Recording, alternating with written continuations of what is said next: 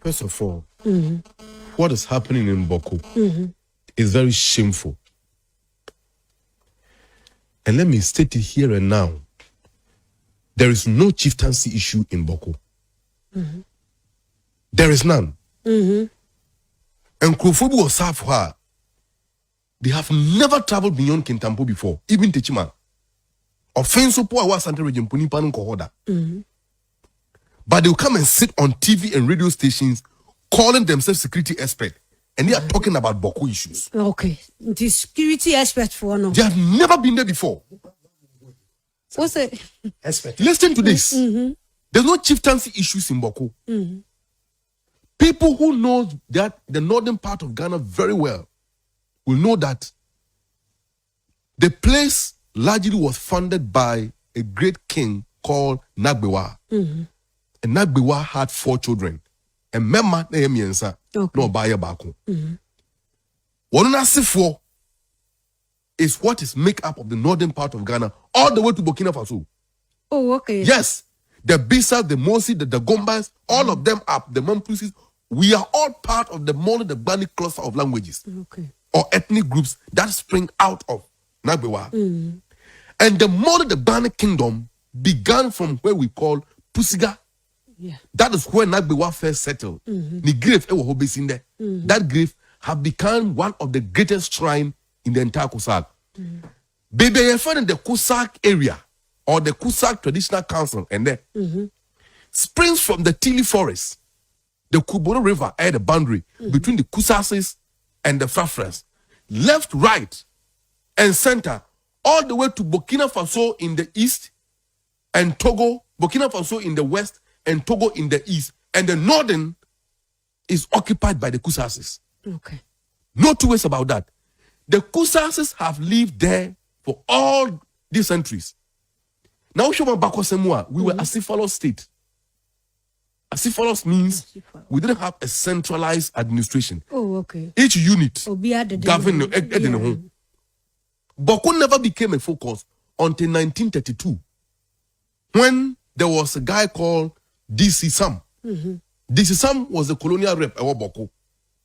And the Bawku becoming the center of interest came as a result of this decision. D.C. Sam take here because before the colonialists in the northern part of Ghana, now more dealing with the Asantes, the coastal belt, the Asantes, and all the way to the north. And they arrived at Mampurugu.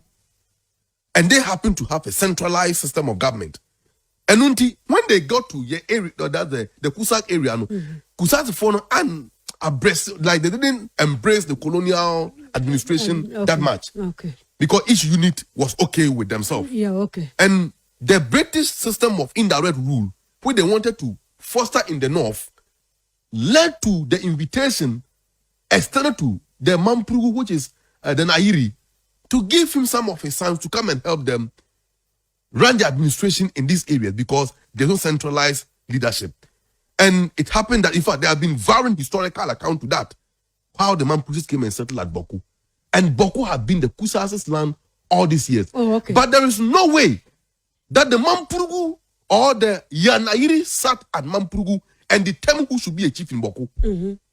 The people who were sent there were brought in as reps, but not overlords. But the decision in 1932 established some kind of authority because this is some suggested to the indigenes and say, oh here, rapper, obey the param, obey the figurehead, Trebea, obey the colonialist no instruction as far as so now call other areas nina. And the Kusasa said that look, yeah, we are busy doing our farming and other things. We don't get time, or we won't get time for this business. Okay. And he said, this or the same abrofunu or more rep or the rep in Bawku should do that.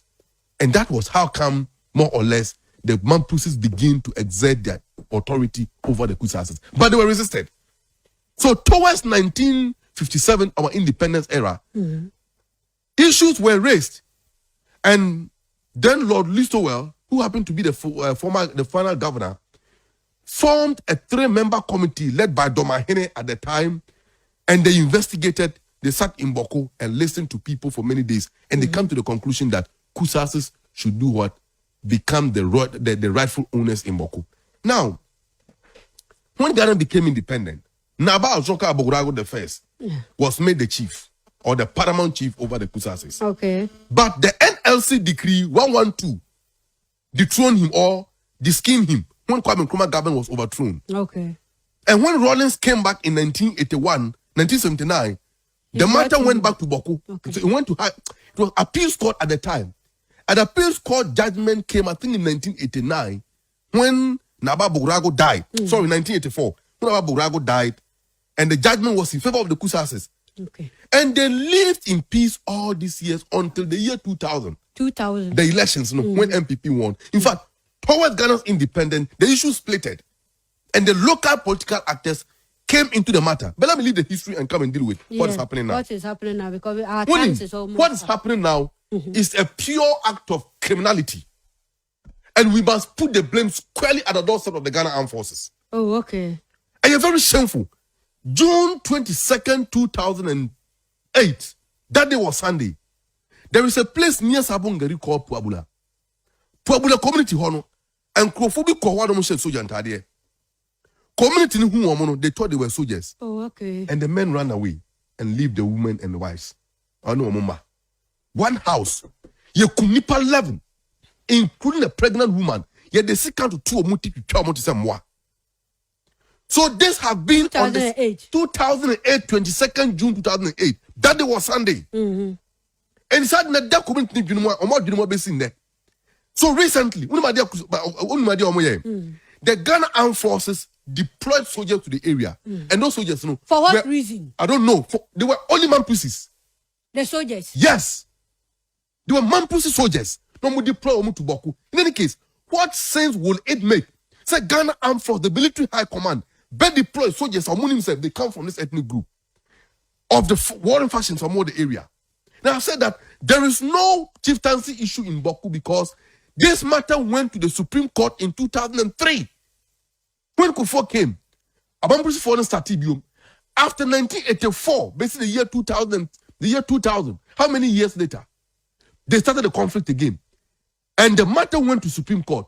Supreme Court ruling in 2003 settled the matter. And the decision of the Supreme Court was that nobody should ever bring Bawku chieftaincy matter again to court because the Kusasis are the rightful owners of the rightful heirs to the throne, to the skin of Bawku, and therefore they shouldn't bring that matter again. And into what happened, having known that they have lost the battle, they decided to engage in criminal activities. To weigh a criminal activity. Now, Mami conclude on this.